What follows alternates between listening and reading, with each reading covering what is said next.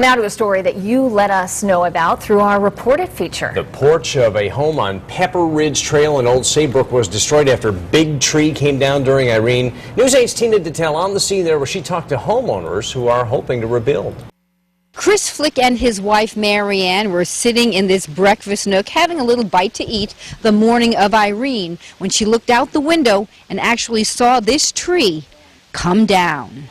Surreal and scary. Marianne Flick says it was like slow motion. Just was looking out the window watching the wind, and all of a sudden this big tree just collapsed right in front of my face.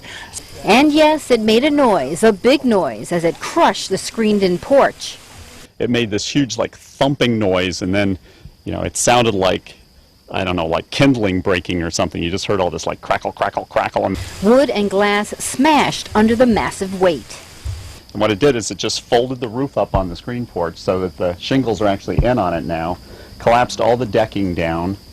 Chris Flick sent in a picture of his backyard devastation through News 8's Report It feature. It is one of many trees uprooted and snapped in half during Irene. And the rest of the day we were just, scared, because every time the wind would pick up, I was looking out to see what was coming down next.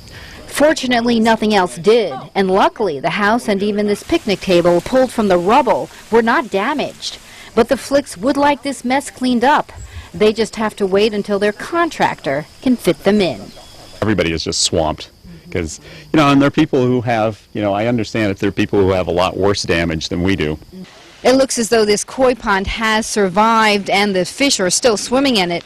The tree actually is straddling that pond. Now it could be weeks before the tree is removed and the rest of the debris, and then months before anything can even be rebuilt.